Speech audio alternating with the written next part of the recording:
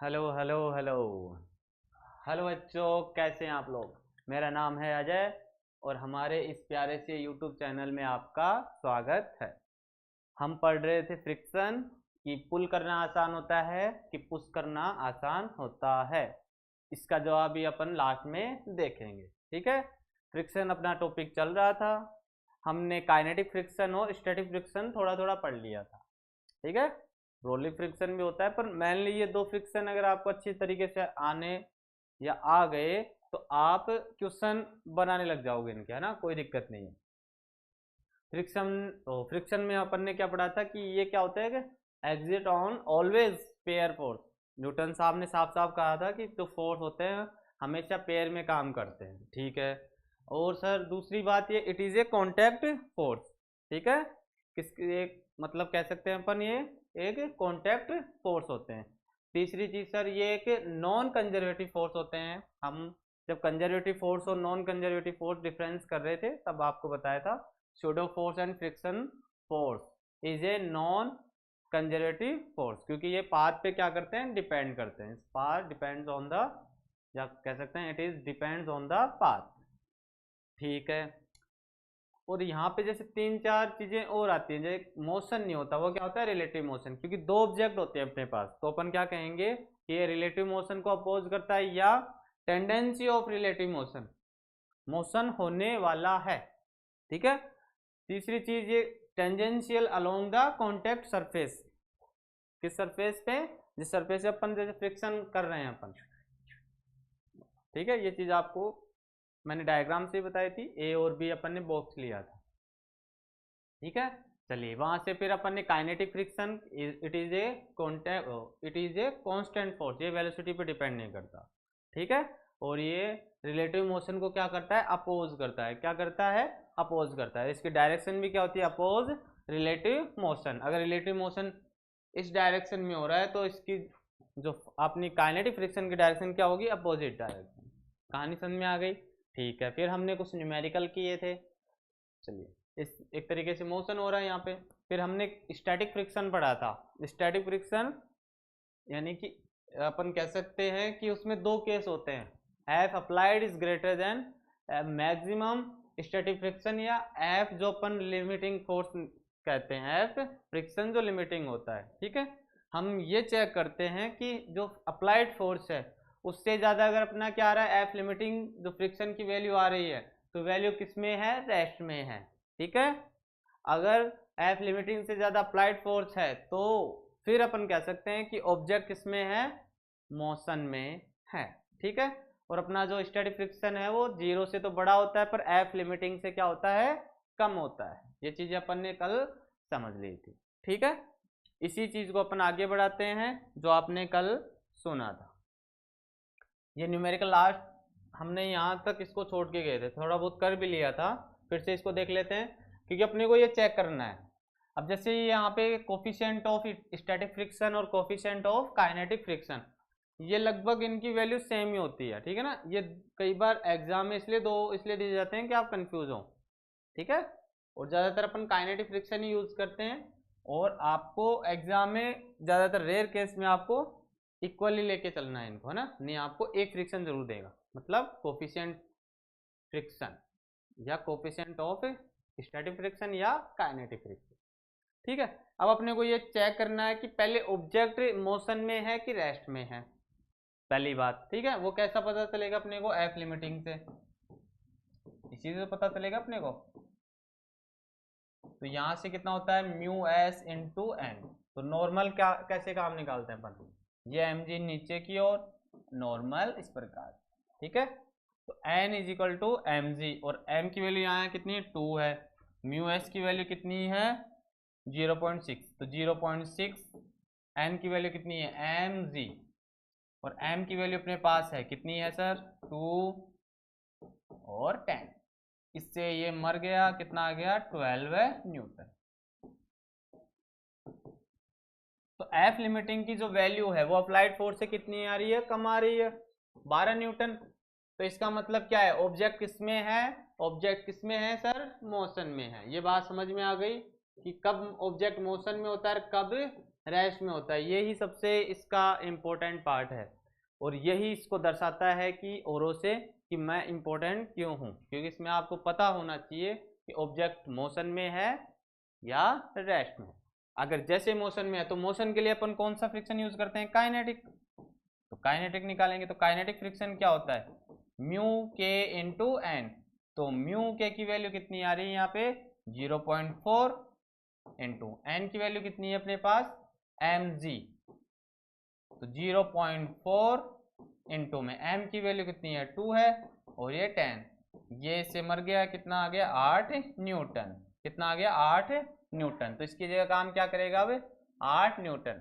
और अगर अपने को यहाँ से एसिलेशन निकालना है तो 12 minus 8 is equal to m a. यहाँ से 12 है, यहाँ पे 6a सॉरी 2a और a की वैल्यू कितनी आ जाएगी अपने पास 6 मीटर पर सेकेंड स्क्वायर। आया समझ में बातें, ठीक है। चलिए फिर एक चीज देखते हैं, अपन ग्राफ निकालते हैं।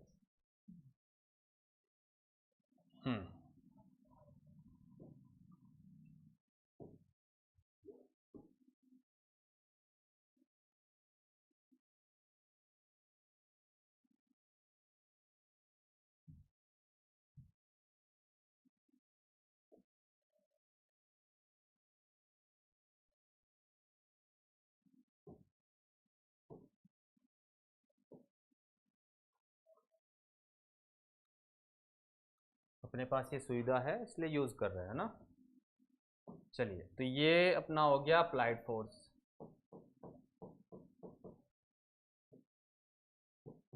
और ये हो गया अपना फ्रिक्शन। क्या हो गया फ्रिक्शन, ठीक है। अगर अपन ये बात करें जैसे अप्लाइड फोर्स है इज इक्वल टू क्या है एफ लिमिटिंग। तो जैसे कोई ऑब्जेक्ट है, उस ऑब्जेक्ट का मैं जैसे 2 न्यूटन लगा रहा हूँ तो वो उल्टा मेरे को कितना लगा रहा है 2 न्यूटन।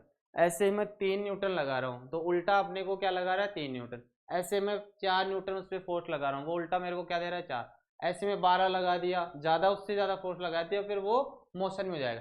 पर अगर अपन 1 2 3 ऐसे चल रहे हैं तो वो एक तरीके से ऑब्जेक्ट किस में हो गया, रेस्ट में हो गया। किस में हो गया, रेस्ट में हो गया। जैसे 1 2 1 2 1 2, तो जैसे यहाँ पे वैल्यू हो गई 1 2, तो एक तरीके से कांस्टेंट ये वैल्यू क्या हो रही है, इंक्रीज होती जा रही। क्या हो रही है, इंक्रीज हो रही है। इनका स्लोप जो है वो कितना हो गया 45 डिग्री। और ये किस में है, रेस्ट में है। तो रेस्ट का मतलब क्या होता है सर, स्टैटिक फ्रिक्शन। ठीक है, इसका मतलब आप बताने लग गए, ठीक है। तो यहां से अपनी मैक्सिमम जो क्या आ रही है एक तरीके से एफ लिमिटिंग मैक्सिमम, ठीक है। अब जैसे ही क्या, जैसे ही अपन क्या करते हैं F applied, F applied is greater than F limiting. F limiting मतलब जैसे ही वो मोशन में आता है तो क्या होता है, फ्रिक्शन बजाय रेस्ट से क्या होता है, कम होने लग जाता है। कहने का मतलब जैसे एफ स्टैटिक फ्रिक्शन, इसमें फ्रिक्शन ज्यादा लगता है और काइनेटिक फ्रिक्शन में क्या होता है, कम होता है। ये बातें समझने लग गई, क्योंकि इसमें रोलिंग होने लग जाती है। फ्रिक्शन तो सर इसमें भी लगता है पर इससे कम होता है, ठीक है। तो यहाँ पे फ्रिक्शन क्या होगा, ड्रॉप होगा हल्का सा। और फिर अपन जानते हैं जो काइनेटिक फ्रिक्शन क्या होता है, कांस्टेंट, तो वो वेलोसिटी पर डिपेंड नहीं करता। तो यहाँ पे आपका जो क्या आ जाए काइनेटिक फ्रिक्शन, क्या आ जाता है काइनेटिक फ्रिक्शन, जो कि क्या है कांस्टेंट है। क्या है, कांस्टेंट है। तो ये वैल्यू ध्यान रखोगे आप, ये पहले रेस्ट में था पर कांस्टेंट वैल्यू इनकी इंक्रीज हो रही थी, 1 1 1 2 2 2 3 3 ऐसे। कहानी समझ में आ गई क्या चल रही है पूरी। ये फ्रिक्शन है, ये आपका अप्लाइड फोर्स है। चलिए ये बात भी आप समझ गए। क्योंकि ये आपको ध्यान होना चाहिए, 0 लेस देन 0 से क्या होता है बड़ा, पर अप्लाइड फोर्स से क्या होता है छोटा या equal. Limiting, sorry, 0 less than equal F S less than equal क्या है, एफ लिमिटिंग। ठीक है, तो जो स्टैटिक फ्रिक्शन की जो वैल्यू है वो 0 से तो ज़्यादा होती है पर एफ लिमिटिंग से बराबर या कम, ये जो फंक्शन है आपको ध्यान रखना है।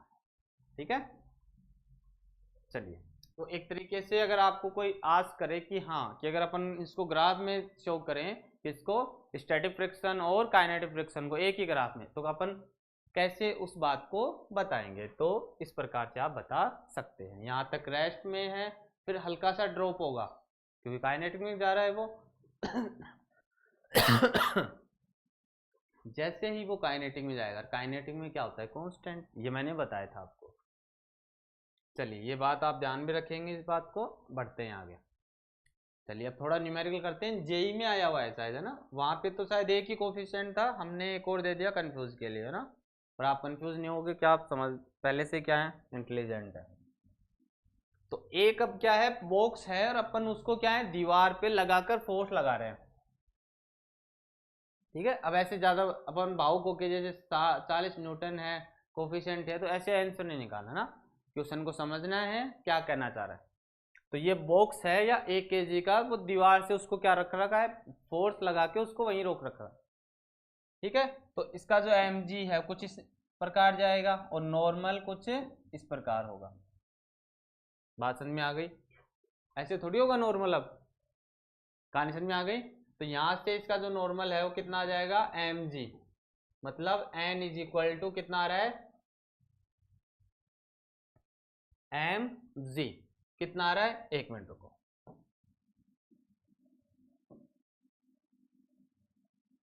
हाँ, ये नीचे की ओर जा रहा है, डाउनवर्ड। ठीक है, ये बात तो आप समझ गए, mg। पर जो इसका जो नॉर्मल है, अगर अपन इस तरफ फोर्स लगा रहे हैं, ये बात यहाँ पे नहीं होगी, इस तरीके लागू होगी। जैसे इस तरफ अपन ने क्या लगा रहे हैं, इस पे 40 न्यूटन का फोर्स लगा रहे हैं, तो नॉर्मल क्या होगा, इसके परपेंडिकुलर होगा। तो ये कितना हो जाएगा, n। तो n की वैल्यू यहाँ पे कितनी होगी, ये बात समझनी थी, है ना, वो पहले वाले न्यूमेरिकल की बात होगी। तो ये कितना हो जाएगा, 40 न्यूटन। ठीक है, नॉर्मल की वैल्यू। चलिए, तो जैसे अब अगर अपन एफ लिमिटिंग की बात करें या एफ एक्स की बात करें, एक बार चलो, ये क्या है, म्यू के इंटू एन, म्यू के इंटू एन। तो यहां से कितनी वैल्यू आएगी, अगर अपन 0.2 लेके चलें, या पहले चेक करें कि ऑब्जेक्ट किस में है, रेस्ट में है या मोशन में, ये चीज भी आपको पता होना चाहिए। तो सर वो चेक कैसे करेंगे, आइए देखते हैं। तो सबसे पहले ये बॉक्स किस तरफ लग रहा है, दीवार की ओर। अपन कितना 40 न्यूटन का फोर्स लगा रहे हैं, उसको रोक रहे हैं। ठीक है, कि वो नीचे स्लिप ना हो जाए। तो इसका मतलब वो सर स्लिप नीचे की ओर होना चाह रहा है, sorry, very very sorry, mitten गया है ना, साफ हो गया। तो सर स्लिप क्या है, नीचे की ओर होना चाह रहा है। एक बात तो ये क्लियर हो गई, कहानी समझ में आ गई। नॉर्मल कितना है अपना, 40 न्यूटन। ठीक है, क्योंकि ये इस तरफ फोर्स लगा रहा है, अपन को क्या रखना है, बांधे रखना है, तो उसका नॉर्मल कितना हो जाएगा, 40। ठीक है, अब अपने को ये बात समझनी है कि म्यू एस है, तो पहले क्या निकालेंगे, एफ लिमिटिंग चेक करने के लिए, और mu s is equal to n. तो ये कितना आ रहा है, 0.3, और ये कितना है, 40, तो कितना आ रहा है, यहाँ से 12 है। अब अपने को ये फोर्स पता होना चाहिए नॉर्मल कि ये कितना लग रहा है। ठीक है, तो एफ एम जी अपन ये जानते हैं, तो एफ जी, तो एम की वैल्यू कितनी है, 1, और 10 की, वो जी की वैल्यू कितनी है, 10, तो 10 न्यूटन। तो ये कितना आ रहा है, 10 न्यूटन। बात समझ में आ गई। ठीक है, यहाँ कितना आ रहा है, 12 है, मतलब नीचे जाने के लिए जो स्टैटिक है वो कितना आ रहा है, 12 है। तो जो कि क्या होगा, एक तो ज़्यादा आ गई वैल्यू। तो इसका मतलब क्या है, जो अपना ऑब्जेक्ट है, जो अपना ऑब्जेक्ट है वो कितना रहेगा, 10। क्या रहेगा अपना जो अपना फ्रिक्शन जो फोर्स है उसको स्लिप होने से क्या कर रहा है, रोक रहा है। क्या कर रहा है, उसको स्लिप होने से क्या कर रहा है, रोक रहा है। ठीक है, तो इसकी वैल्यू कितनी होगी, 10 न्यूटन। नॉर्मल निकालना आप सीख गए। 1 kg F is equal to m g अपन जानते ही हैं। यहाँ से कितना फोर्स आ जाएगा, 10, और ये अपने को चेक करना है जैसे अप्लाइड फोर्स से ज्यादा आ गई, ये कितना आ गया, अप्लाइड फोर्स आ गया अपना एक तरीके से, आपका क्या आ गया, अप्लाइड फोर्स। देखो समझो, मुझे ऐसा लग रहा है आप समझ नहीं पा रहे।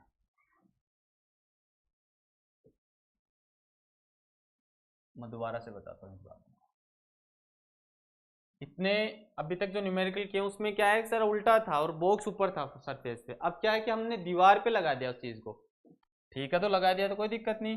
तो सबसे पहले नॉर्मल निकालते तो पहले सर नॉर्मल ऐसे निकलता था नीचे की ओर, पर यहाँ ये नहीं देखना अपने को फोर्स किस तरफ लग रहा है, दीवार की ओर लग रहा है, और उसको दबा के रखेंगे तब वो, नहीं तो वो स्लिप होके नीचे गिर जाएगा।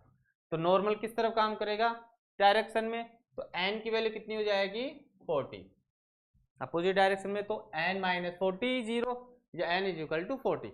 अब अपने को अप्लाइड फोर्स देखना है कि अप्लाइड फोर्स कितना है, वो कैसे चेक करते हैं सर, mg और mg, तो m की वैल्यू कितनी है 1 और g की वैल्यू है 10, तो यहां से जो फोर्स है अप्लाइड फोर्स वह 10 आ रहा है, ठीक है। दूसरा काम ये हो गया। अब तीसरा काम क्या होता है, अपने को ये चेक करना होता है कि ऑब्जेक्ट किस में है, मोशन में है या किसमें है, रेस्ट में है, ठीक है। तो वो किससे चेक करते हैं अपन, एफ लिमिटिंग से।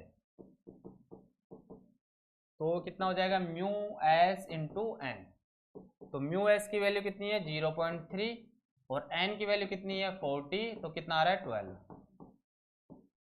तो एफ अप्लाइड अपन क्या जानते हैं, F applied is greater than F limiting. तो देखो 10 ग्रेटर और 12, तो ये बात गलत हो गई, ठीक है। अगर अप्लाइड फोर्स किससे इससे ज्यादा आता था तो क्या होती बात, ये किस में है, मोशन में है, तो मोशन में तो है नहीं, इसका मतलब क्या है फिर, ये ऑब्जेक्ट किस में है, रेस्ट में है, ऑब्जेक्ट किस में है, रेस्ट में है। अब आ गई बात समझ में, तो नीचे की ओर काम करने लग जाएगा। चलिए अगला करते हैं अपन। अब अपने से क्या पूछ रहा है ये, कि find the time after which it stop and also calculate s, मतलब कितना समय के बाद में ये ऑब्जेक्ट रुक जाएगा, पहला क्वेश्चन। दूसरा क्वेश्चन क्या है कि यहाँ पे ये डिस्प्लेसमेंट भी अपने से आस्क कर रहा है, एस। दो क्वेश्चन हो गए। इसी में ही अगर अपन टाइम से डिस्प्लेसमेंट की ओर जाएंगे तो अपने को एसिलेशन भी बताना होगा, तो 3 क्वेश्चन हो गए, ठीक है। अब आपके सामने कितना है, 3 क्वेश्चन हो गए। तो पहले तो इक्वेशन ऑफ मोशन जो अपन जानते हैं वो लिख लेते हैं, फिर बार बार लिखने से क्या होगा, याद हो जाएगा, ठीक है। तो ये भी आपको बार बार लिखने से याद जरूर होंगे, तो आप भी लिखा करो, मैं तो लिख ही रहा हूँ आपके सामने, ठीक है। तो ये क्या अपना वेलोसिटी, इनिशियल फाइनल वेलोसिटी और इनिशियल वेलोसिटी, ये एसिलेशन, ये टाइम, ये आपका displacement, initial velocity, time, acceleration, ठीक है। ये फाइनल, ये इनिशियल, एसिलेशन, डिस्प्लेसमेंट, ठीक है। सारी बातें हो गई। अब जो अकॉर्डिंग टू क्वेश्चन पे आते हैं, क्वेश्चन क्या चाह रहा है अपने से, पहले करें, ठीक है।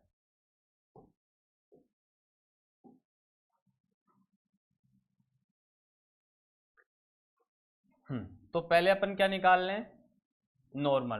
तो ये डाउनवर्ड क्या है mg और ऊपर की ओर क्या लगता है नॉर्मल, तो n is equal to mg। पहला काम तो ये है नॉर्मल निकालना। अभी तक तो आप सीख गए होंगे, इतने क्वेश्चन कर लिए। और यहाँ से फ्रिक्शन कितना हो जाएगा म्यू इंटू एम जी, ठीक है। चलिए वेलोसिटी अपने को दे रखी है v नोट, तो ये क्या होगी इसकी इनिशियल वेलोसिटी, फाइनल अपने को दे नहीं रखी तो क्या हो जाएगा 0। और यहाँ अपने को क्वेश्चन में दे भी रखा है कि जब ये स्टॉप होता है तब अपने को बताना है कि कितने समय बाद में क्या होगा स्टॉप, तो इसका मतलब क्या हो गया v इज इक्वल टू 0, ठीक है। तो जो आपकी फाइनल वेलोसिटी है वो क्या हो जाएगी 0, इनिशियल वेलोसिटी आपको गिवन है v नोट, ठीक है। चलिए तो अपने को t निकालना है, तो पहले यहाँ से कर ले अपन v is equal to u plus a t, ठीक है। चलिए तो v यहाँ पे 0 है, u कितना है v नोड है, a अपने को पता नहीं है, तो a कहाँ से निकाल सकते हैं इस फॉर्मूले से, f is equal to sir mu into M g तो होता ही है, और f का वैल्यू कितना होता है एम ए, तो mu into M g, m से एम कैंसिल आउट हो गया, और a इज इक्वल टू कितना मिल रहा है म्यू इंटू जी, ठीक है। और ये किस डायरेक्शन में होगा, नेगेटिव में, क्यों, क्योंकि सीधी सी बात है एसिलेशन और अपने की जो वेलोसिटी है उनकी अगर डायरेक्शन सेम होगी तो आपकी जो स्पीड है वो इंक्रीज होगी। अगर इनकी डायरेक्शन क्या है, अपोजिट है, तो इनकी जो स्पीड है वो क्या हो जाएगी, डिक्रीज होगी। और अपन जीरो की तरफ ही जा रहे हैं तो क्या हो जाएगा, माइनस। ठीक है। दूसरा अपन ये भी जानते हैं एफ इज इक्वल टू क्या होगा, म्यू इंटू एम। ये निकाला है, अभी कैलकुलेट किया है। वो किस डायरेक्शन में कर रहा है, negative direction, oppose relative motion. ठीक है, इस चीज को ऐसे भी समझ सकते हो। और आपको मैंने काइनेमेटिक्स में सिखाया था कि वेलोसिटी और एसिलेशन अगर वो सेम डायरेक्शन में है तो स्पीड क्या होती है, इंक्रीज। अगर वो क्या होते हैं, अपोजिट डायरेक्शन में होती हैं तो स्पीड क्या होती है, डिक्रीज। ये आप ध्यान भी रख सकते हो। चलिए, तो यहाँ से वी नोड ए की वैल्यू कितनी है, म्यू जी इंटू टी। ठीक है, और अपने को टी की वैल्यू निकालनी है तो म्यू अपॉन में म्यू इंटू जी। चलो, तो टी की वैल्यू अपने पास आ गई। दूसरा क्वेश्चन क्या था, अपने को डिस्प्लेसमेंट निकालना था, एस। क्या निकालना था, एस की वैल्यू अपन निकालेंगे। ए की वैल्यू अपन निकाल चुके हैं, टी की वैल्यू अपने से पूछा था, वो भी बात हो गई। तो एस की वैल्यू अपन निकाल सकते हैं यहाँ से। तो एस की वैल्यू कितनी होती है, s is equal to initial velocity plus half a t square. अब देखो सारी वैल्यू अपने पास हैं तो पुट ऑल वैल्यूज इनटू या above equation. S is equal to u की वैल्यू कितनी है अपने पास, वी नोड। टी की वैल्यू अभी अभी निकालिए, कहाँ से सर, वी नोड अपॉन, या अगर अपन इससे नहीं निकाल सकते तो अपने पास दूसरा फॉर्मूला भी है। कौन सा है sir, v square is equal to u square plus 2as। जैसे सर जेहरा, इससे और भी आसान है क्योंकि टी की वैल्यू नहीं रखनी होगी। तो यहाँ से तो जीरो हो गया, यू की वैल्यू है v naught square minus 2 mu g into displacement, और mu naught square is equal to 2 mu g h, और डिस्प्लेसमेंट एस निकालना था तो अपने पास mu naught square upon 2 mu g. तो ये आपका क्या आ गया, डिस्प्लेसमेंट। ठीक है, ये IIT जेईई में आया हुआ है, वहाँ पे एक ही कोफिशिएंट दिया था, हमने दो इसलिए दिए हैं कि आप थोड़ा सा कंफ्यूज हो, और आप तो इंटेलिजेंट हो तो आप नहीं होंगे। फ्रिक्शन का सबसे, अगर अपन डेली यूजेज में अगर एग्जाम्पल देखें तो कोई भी ऑब्जेक्ट को पुल करना आसान होता है कि पुश करना आसान होता है। अगर इस सवाल का जवाब मिल गया तो फ्रिक्शन पढ़ना कामयाब हो गया, नहीं तो अपन ऐसे ही पढ़ रहे हैं, इसका मतलब है ना। तो अपन सोच सकते हैं कि पुल करना आसान होता है कि पुश करना आसान होता है। तो अपने जितने भी बैग्स होते हैं, अपन लगेज लेके चलते हैं तो उनको घसीट के लेके चलते हैं कि ऐसे पकड़ के लेके चलते हैं, पर नॉर्मल पुल ही करते हैं उनको, है ना। क्यों, क्योंकि वहाँ से पुल करना किसी ऑब्जेक्ट को, या बड़ा बैग है तो वो आसान होता है लगेज को, और एक अपन पुश करके उसको लेके जाते हैं। तो अपन ने दोनों केस लेके चल रहे हैं ना, इससे क्या होगा कि क्लियर हो जाएगा। ठीक है, चलिए तो चेक करते हैं कि पुल आसान होता है कि पुश आसान होता है किसी भी ऑब्जेक्ट को। करें, ये आज का क्वेश्चन भी था, सबसे इंटरेस्टिंग है ना। चलिए, अब इसका काम खत्म। अब इस चीज को अपन फील करते हैं कि रियल में होता क्या है इनके साथ। चलिए, तो mg और नॉर्मल कुछ इस प्रकार काम करते हैं। ठीक है, तो अपन अगर फ्रिक्शन निकालें तो देखो ये पहले एंगल है, पहले एंगल की बात कर लेते हैं। कुछ इस प्रकार से, तो ये कितना हो जाएगा, एफ कोस थीटा, और ये क्या हो जाएगा, एफ साइन थीटा। ठीक है, चलिए तो ये कितना हो जाएगा, n plus f sine theta is equal to m g. ठीक है, तो n is equal to m ji minus f sine theta. ठीक है, अगर अपन एफ के निकाले यहाँ से तो म्यू के, यहाँ पे म्यू दे रखा है, और क्या आ जाएगा, नॉर्मल। तो एफ की वैल्यू कितनी आ जाएगी, म्यू इंटू एम जी। चलो थोड़ा सा और अच्छी तरीके से करते हैं। तो आपने ये वैल्यू कैलकुलेट कर ली। देखो इस चीज़ को आप समझो, है ना। जैसे ये कुछ एंगल, क्योंकि अब हमने आपको वेक्टर में बताया था कंपोनेंट ऑफ वेक्टर और मैग्नीट्यूड ऑफ वेक्टर। ठीक है, ये चीज़ आपको कैलकुलेट करना सिखाया था। अगर कोई स्टूडेंट आज ही ऐड हुआ है तो वो प्रीवियस जो क्लास है वो जाके देख ले, है ना। काइनामेटिक्स जो अपन बेसिक जो मैथमेटिक्स या बेसिक अपन फिजिक्स बोलते हैं, उसके 3 से 4 लेक्चर हैं, वो देख के फिर आप ये क्लास देखें तो फिर भी आपको समझने में क्या होगी, आसानी होगी। चलिए, तो ये एंगल कितना है, थीटा है, तो ये कितना हो जाएगा, एफ कोस थीटा और एफ साइन थीटा। ये सब समझते हो आप, बहुत बार कर लिया है। फिर भी कोई स्टूडेंट नया जुड़ा है कि सर मैं तो फर्स्ट टाइम देख रहा हूँ, फिर भी कोई दिक्कत नहीं, आप समझ सकते हो, ठीक है। और ये कोस से साइन थीटा क्यों हो जाता है कि 90 माइनस थीटा, तो मैथमेटिक्स में रूल होता है कि जब क्या होता है, थीटा कहीं कम होता है किससे, 90 से, तो वो चेंज हो जाता है। चलिए, अब अपन आते हैं फिजिक्स पे, तो ये कितना हो जाएगा, एन प्लस क्या हो जाएगा, n plus f sine theta is equal to m g, ठीक है। तो नॉर्मल इज इक्वल टू कितना हो जाएगा, एम जी माइनस एफ साइन थीटा। अगर अपन फ्रिक्शन की बात करें तो फ्रिक्शन कितना आ जाएगा, म्यू इंटू एन, तो कितना आ जाएगा, म्यू, नॉर्मल की वैल्यू अपने पास है एम जी माइनस एफ साइन थीटा, कुछ इस प्रकार से।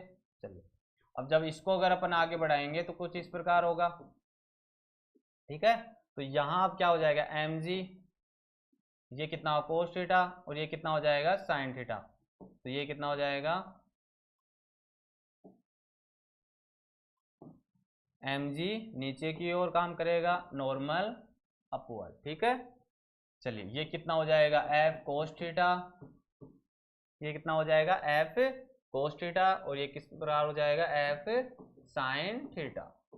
जब अपन नॉर्मल की बात करेंगे तो कितनी जाएगी, m g plus f sine theta, और जब फ्रिक्शन की बात होगी तो कितना आ जाएगा, mu into M G minus f sine theta. तो देखो, फ्रिक्शन यहाँ पे भी कैलकुलेट किया है और अपन ने पुल में भी कैलकुलेट किया है, तो सर डिफरेंस क्या है, यहाँ पे जो पुल में है वो F is equal to mu into M G minus कुछ वैल्यू क्या हो रही है, कम हो रही है। ऐसे ही पुश में क्या है, इसमें क्या हो रहा है, जैसे है ना प्लस आएगा, तो इसमें क्या है कि वैल्यू ऐड हो रही है, तो फ्रिक्शन कम होना मतलब क्या हो रहा है, चीज़ों को अपन आसानी से चीज़ को अपन मोशन में या काम में ले सकते हैं। बट अपना पुश है उसमें चीज़ें ऐड हो रही हैं, तो वो पुल के बजाय क्या होगा, थोड़ा सा डिफिकल्ट होगा। तो आपको जवाब मिल गया है कि पुल करना आसान होता है, ठीक है। कई बार पूछ लेते हैं तो आपको पता होना चाहिए, ठीक है। अगर आपको वैसे पूछे कि नहीं हमें तो फिजिक्स में बताओ, तो ये आपके सामने है, ठीक है, कि पुल और पुश दोनों में ही बड़ा जो डिफरेंस है वो क्या है कि एफ जो साइन थीटा अपन लेते हैं, क्योंकि कोई ऑब्जेक्ट अगर अपन, या जैसे ये आपका क्या है, लगेज है ना, नीचे टायर लगे हुए हैं, तो अपन ऐसे सीधा तो इसको लेके नहीं जाते, इसको क्या करते हैं अपन, एंगल पे थोड़ा रोटेट करते हैं, रेलवे स्टेशन पे तो थोड़ा क्या हो जाता है, झुक जाता है। जैसे मैं थोड़ा सा आपको और 3D बताता हूँ, अपने पास ऐसी सुविधा है तो इसको काम में ले लेते हैं, जैसे कुछ इस प्रकार से है ना, थोड़ा सा ये क्या है, एंगल ले रहा है ना, एंगल जो भी है कुछ इस प्रकार से, ये रहा देखो कुछ झुका हुआ है, और अपन जो भी लगेज को लेके जाते हैं अपन सीधा किसी को भी नहीं खींचते, क्या करते हैं, थोड़ा सा उसको एंगल लेते हैं, तब वो आसानी से क्या कर सकते हैं, उसको अपन यूज में ले सकते हैं, और अपना जो कार्य है वो वर्क है वो आसानी से हो सकता है। तो पुल इज बेस्ट। चलिए, फिर ये आपका जो डेली यूजेज आप करते हो इसका जवाब मैंने दे दिया है, और अपनी क्लास भी यहाँ समाप्त हो गई है। हमने काइनेटिक और स्टैटिक्स अलग अलग पढ़ लिया है, ठीक है। अब क्या करेंगे कि काइनेटिक और स्टैटिक्स हैं उनको साथ लेके न्यूमेरिकल करेंगे। अभी तो क्या कर रहे थे अपन, स्टैटिक्स का अलग अलग कर रहे थे न्यूमेरिकल, फिर काइनेटिक जो काइनेटिक फ्रिक्शन है, ठीक है, काइनेमेटिक्स अपने आप में एक अपना एक चैप्टर होता है, ठीक है, और काइनेटिक फ्रिक्शन के न्यूमेरिकल अपन ने अलग किया। अब दोनों को साथ लेके करेंगे तो और चीज़ें आपकी क्लियर होंगी, जो भी आपका बैकलॉग लगा है कोई कारणवश नहीं पढ़ पाए तो वो अब आप देख लेंगे, ठीक है। तो आज की क्लास आपकी समाप्त होती है। कई बच्चे खुश हो गए होंगे कि हाँ क्या ही बात है सर, यही तो सुनना चाहते थे, तो सुनिए, है ना। चलिए, राधे राधे।